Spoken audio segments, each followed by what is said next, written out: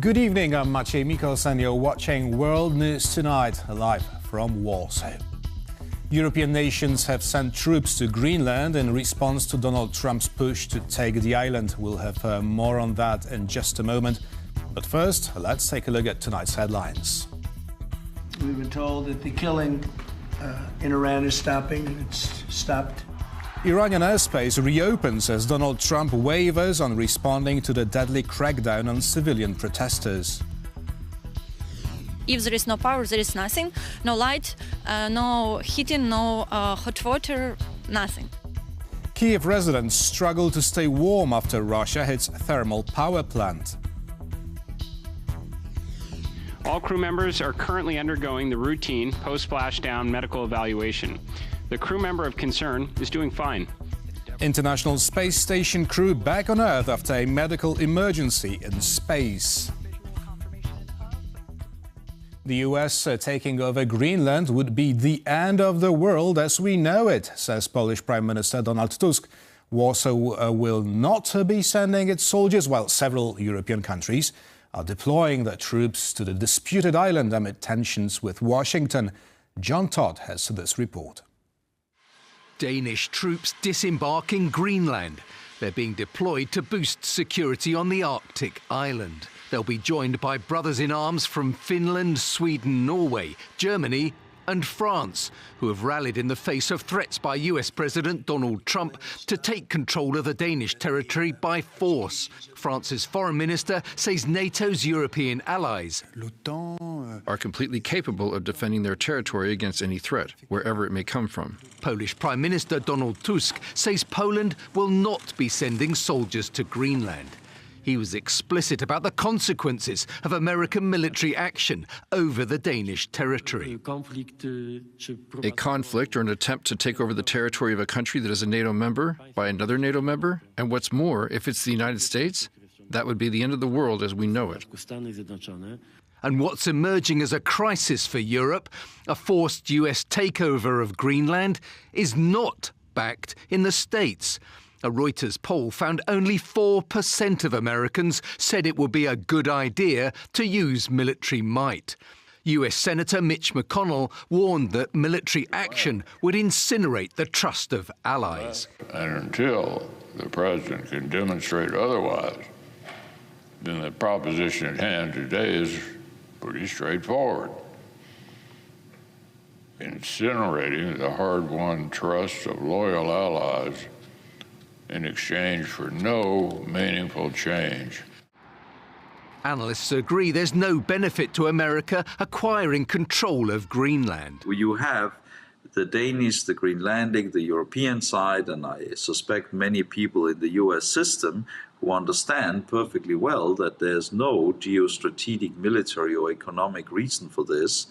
And then you have President Trump on the other side. After a crunch White House summit on Wednesday between the Danish and Greenlandic foreign ministers, US Secretary of State Marco Rubio and Vice President J.D. Vance, Donald Trump repeated his demands over Greenland on the grounds of national security.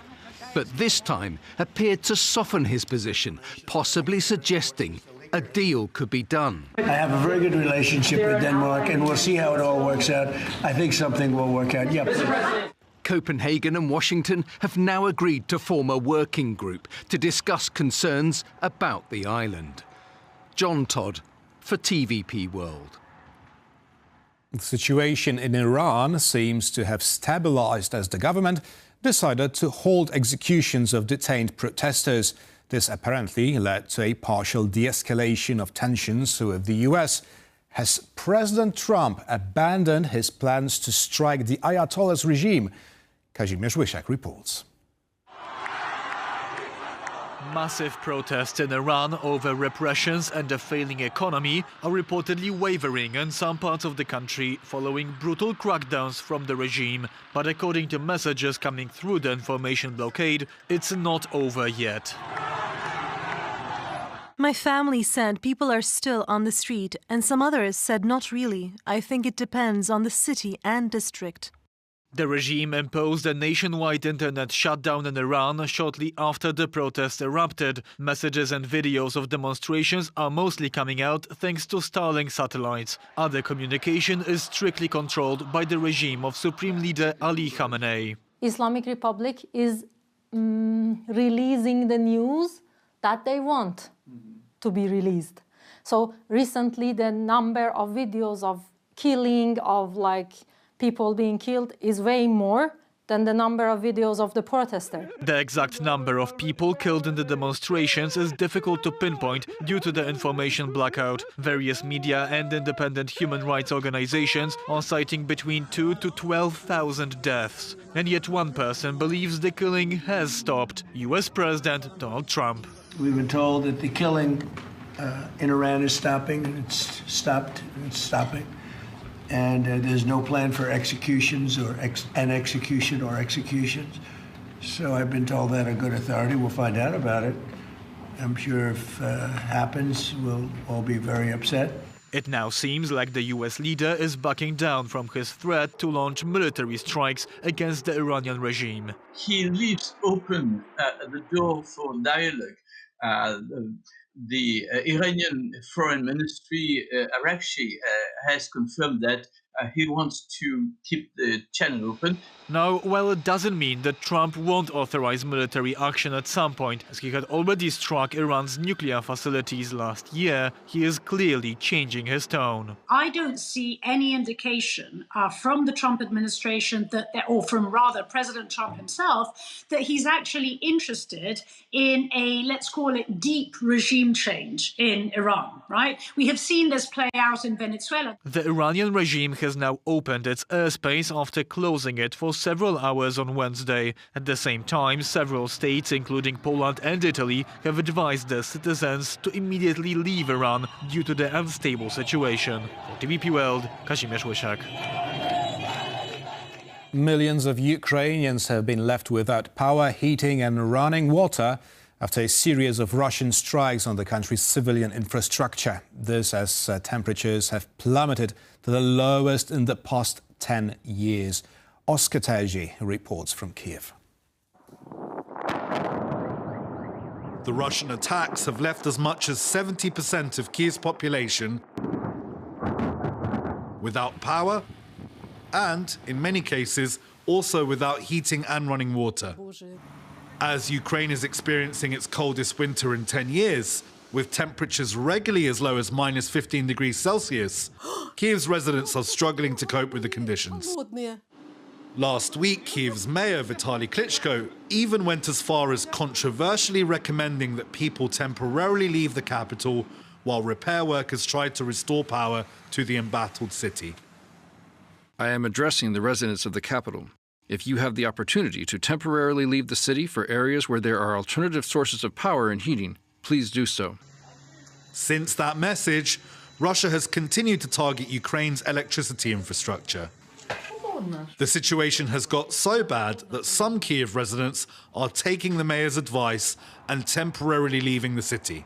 My apartment is completely dependent on electricity. If there is no power, there is nothing. No light, no heating, no hot water, nothing. So it was very cold, and due to the extreme weather, due to, of course, firstly, Russian strikes and combination with extreme weather, it's just impossible to live there. And I made this hard decision for me to move first in the hotel, and then I decided to move to Lviv. The local authorities have responded by setting up heated tents around the city, dubbed resilience centres, to provide temporary shelter for those struggling to heat their homes. But as temperatures are expected to stay well below freezing for at least the rest of the month, many more residents, like Diana, are considering temporary evacuation from Kyiv as the humanitarian situation across the country continues to deteriorate. I'm Oskar Terzi, reporting from Kyiv for TVP World.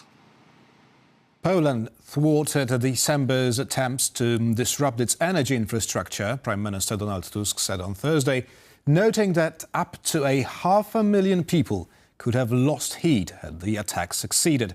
Ovidiusz Nicieja has the story.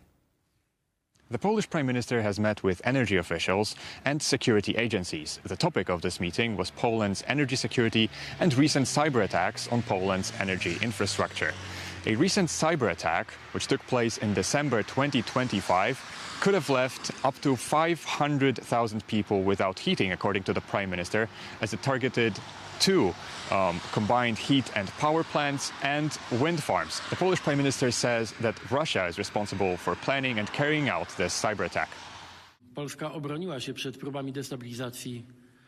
Poland successfully defended itself against others' attempts at destabilizing our energy infrastructure. The critical infrastructure was never threatened, not for a moment, meaning the transmission network, which determines the entire system's security, worked. There are many reasons to believe that these attacks were prepared by groups directly linked to Russian services. I don't want to speculate because, as you know, it is difficult to get hard proof, but I don't think we have any doubts about the source of inspiration.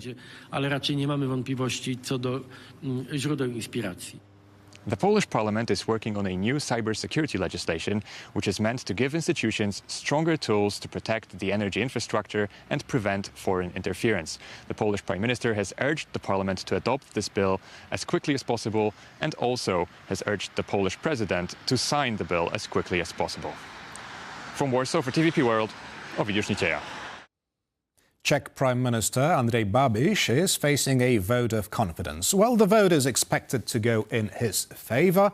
International confidence in the Czech government has already been restored after Prague announced it will maintain the Ammunition for Ukraine drive. Our correspondent Andrew Sweeney has more. The new Czech government faces its first vote of confidence, a routine procedure, but its foreign affairs, where restored confidence is most evident. When Andrej Babiš became the Czech Prime Minister again in 2025, he promised to stop state aid for Ukraine. We will not give a single koruna from the state budget to Ukraine for weapons. We have no money for the Czech Republic. But at least one aspect of support will remain, the Czech Ammunition Initiative, which supplied Kiev with 1.8 million rounds of ammo last year. In his second visit abroad as a new Czech Foreign Minister, Petr Mašinka visited Kiev on January 9th and confirmed that the initiative would stay in place. It is important for us to talk to the Ukrainian side and establish contacts as quickly as possible as the new government, because we are fully aware of the situation on the Ukrainian battlefield. The Czech Ammunition Initiative has proven its effectiveness in protecting the lives of our people and the security of all of Europe. Thank you for continuing it.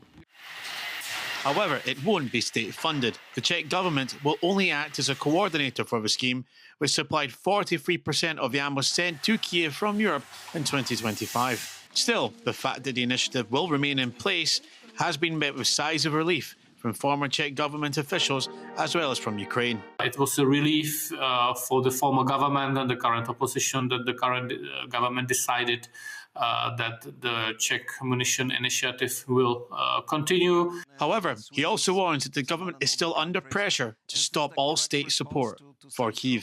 There's a part of Czech society which don't want to hear much about Ukraine, and the new government is trying to feed for their feelings. As for the vote of confidence, Babiš's governing coalition has a clear majority in parliament, and some opposition MPs have been absent from proceedings. It's widely expected that his government will pass this first hurdle. For TVP World, Andrew Sweeney. The SpaceX Crew 11 mission to the International Space Station has come to an end. It will go down in history as the first space mission cut short due to medical issues. Zuzanna Jurek reports. Endeavour begins its journey home with the Crew 11 crew. What you see here is a first in the history of space travel as a mission to the International Space Station was cut short due to a medical emergency. There we can see visual confirmation of... On Thursday, the SpaceX Dragon capsule filled with Crew 11 members touched down in the Pacific Ocean following a 10-hour journey. Astronaut Mike Fink. NASA astronauts Zena Cardman, Mike Fink, JAXA astronaut Kimye Yui, and Roscosmos cosmonaut Oleg Platonov are all safe and in good spirits. All crew members are currently undergoing the routine post-splashdown medical evaluation. The crew member of concern is doing fine. The Crew 11 members arrived at the ISS in early August and were scheduled to stay until mid-February. While this was the first time we had to return crew slightly ahead of schedule, NASA was ready. The team responded quickly and professionally, as did the teams across the agency, working closely with our commercial partners, and executed a very safe return. This is exactly why we train, and this is NASA at its finest. The decision to evacuate the crew was made at the beginning of the month. The medical incident was sufficient enough that we were concerned about the astronaut, that we would like to complete that workup. And the best way to complete that workup is on the ground, where we have the full suite of medical testing hardware. Following their departure, the International Space Station is manned by 3 astronauts. Crew 12 is expected to launch into the orbit in mid-February. For TVP World, Zuzanna Jurek. AI-generated images are fueling a new wave of online marketplace scams, hitting sellers on platforms like Vinted. Fraudsters are using fake damage photos to claim refunds for problems that never existed. Aisha Bache reports on the latest internet phenomenon. You're a seller on Vinted and you use AI to make your items appear more professional, more attractive to your potential buyers. I'll simply take a photo with my smartphone and ask him to edit the image so that this shirt looks perfect. But once you send your item in perfectly acceptable condition out for delivery, you receive a message saying the item arrived damaged, and there's an attached photo of alleged damage. Well, this may not always be true. Stop scrolling! Scammers are now faking rips and stains on your Vinted clothes using AI. They edit photos to make the item look destroyed, then claim a refund and keep the item. Take photos and videos before shipping, keep chats in the app and report dodgy buyers. Stay sharp and share this so no one else gets scammed. Vinted is currently one of the most popular online selling platforms in Poland, and fraudsters are using fake photos and videos to get their money back from e-commerce sites. Here you can clearly see that there are wrinkles, small flaws, so that's believable. But on the other hand, it's really what's around the item, the skin, the hair, everything is too perfect. One user described a surprising situation she encountered after sending in a sold item. It turns out the buyer used AI to extort money. I received a message saying there's a dispute because the boot was damaged down its middle. I'm sorry, but the photo looked suspicious to me, so I asked the buyer for more pictures. I asked her to return the boots and requested a return label. After I sent the label, she wrote that her mother had thrown the boots away. Online shopping platforms have long depended on photos submitted by customers to confirm that refund requests are legitimate, but generative AI is now starting to break the system. Forter, a New York-based fraud detection company, estimates that AI-doctored images used in refund claims have increased by more than 15% since 2025 and continues to rise globally. Experts say that organized crime groups are using the same tactics to orchestrate refund fraud, just at a higher scale.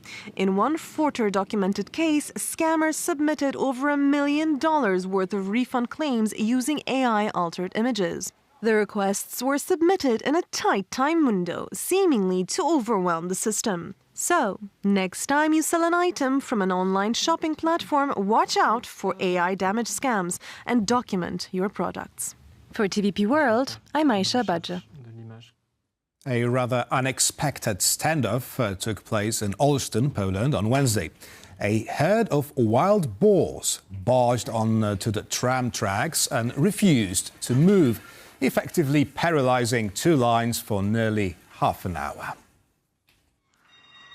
The herd, lightly huddled together in the middle of the track, was quite determined not to budge. The boars were eventually persuaded to move, and service resumed shortly after. No one was hurt in the incident, but local authorities have warned residents not to interact with any boars found wandering around the city.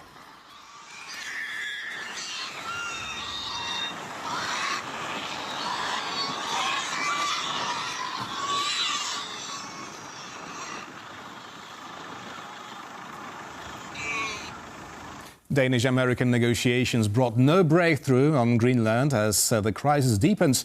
Several European countries are sending their forces to the Arctic island. And To talk about it, we're joined by Lieutenant General Arto Rati, former Permanent Secretary at the Finnish Ministry of Defence. Good evening. Good evening. Now, General, apart from the UK, France and Germany, also Norway and Sweden are sending their troops to Greenland. Finland reportedly decided to join the initiative and deploy 2 soldiers there. Now, will Helsinki send more soldiers to Greenland? That is something that has to be decided after these 2 officers have studied the situation in Greenland and look at the circumstances and the needs of Denmark.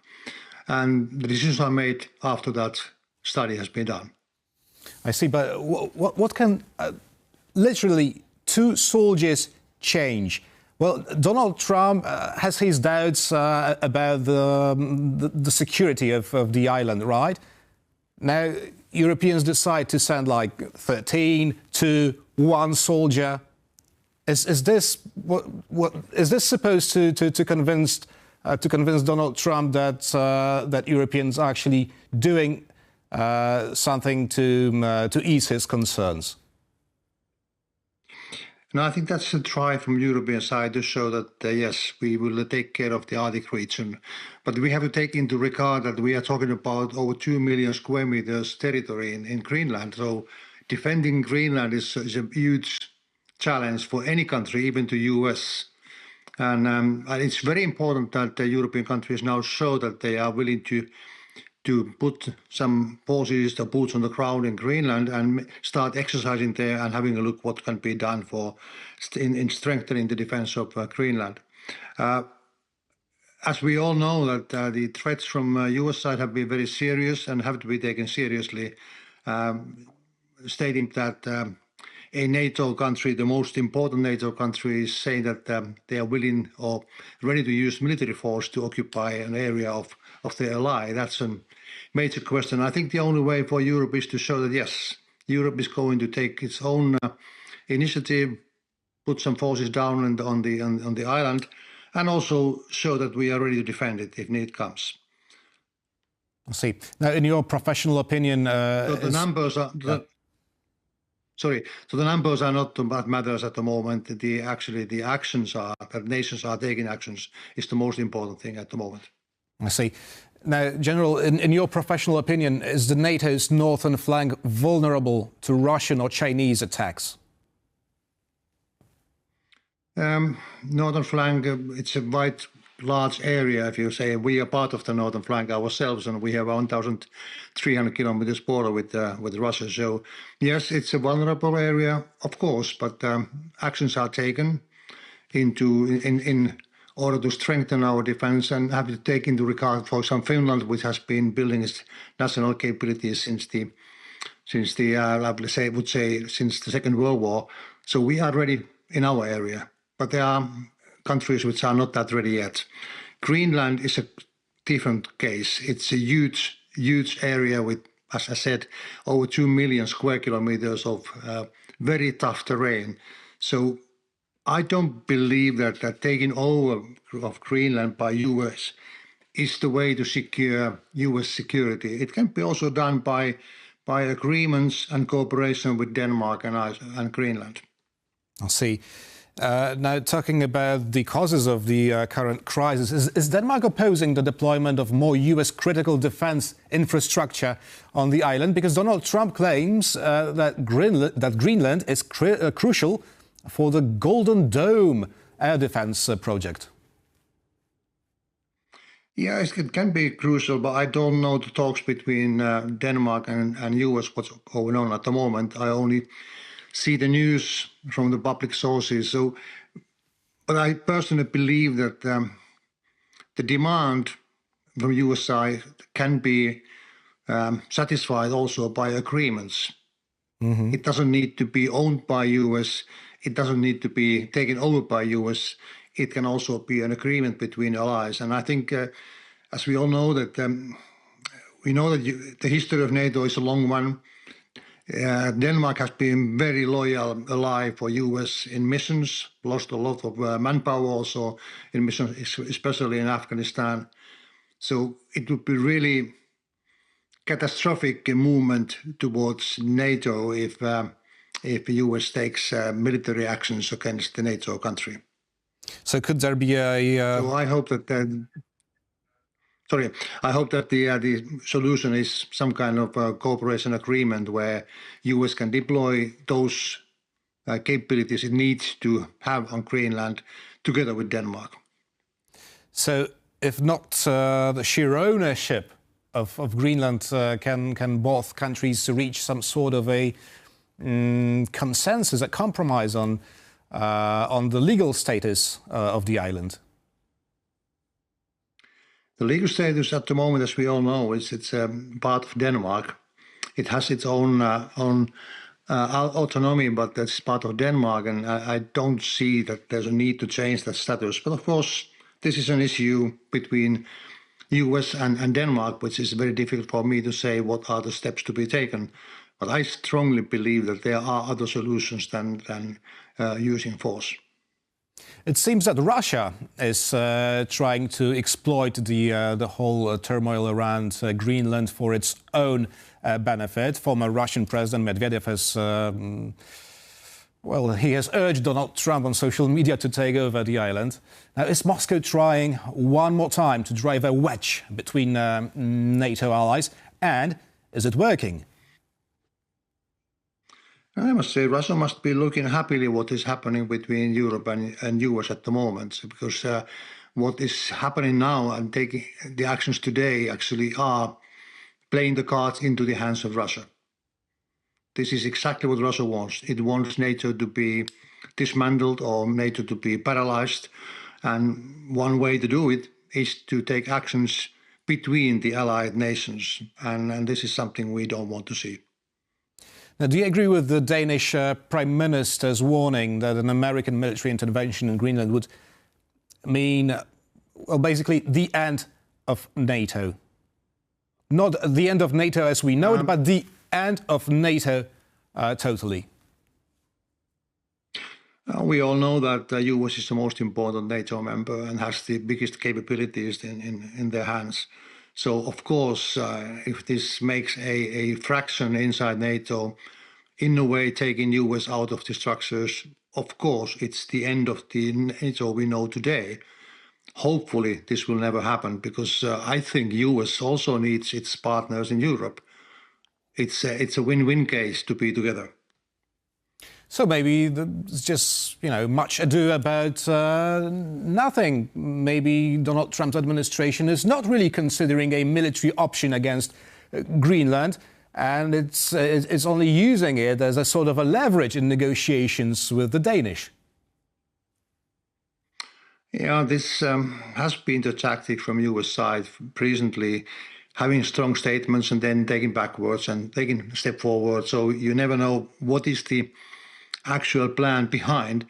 Unfortunately, discussions which was just held between Denmark and US didn't show that much green light in the cooperation.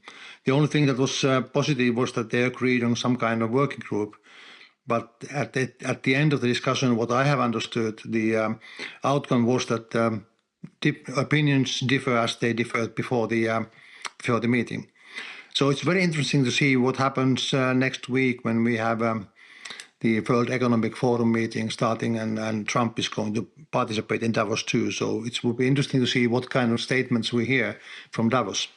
And if you were to predict what will be the final outcome of these consultations, negotiations basically, between Denmark and the US? My crystal ball was cracked down a long time ago already, so I don't have the crystal ball in my hands anymore, unfortunately.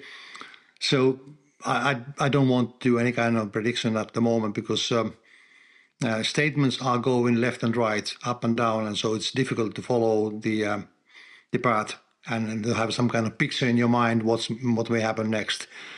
I personally, as I said, I wish that there will be some kind of agreement between Denmark and US agreed, which then satisfies US security guarantees and also guarantees the territory of Denmark to be untouched. And those things are needed now. I don't know what is the motivation behind U.S. Statements, because when we're talking about 51st first state of the U.S., it sounds like a personal campaign, not like a strategic, carefully planned action by a superpower. Lieutenant General Arto Räty, former permanent secretary at the Finnish Ministry of Defence, was our guest this evening. Thank you very much, General. Thank you. And thank you for watching, and stay with us for more interviews here on TVP World.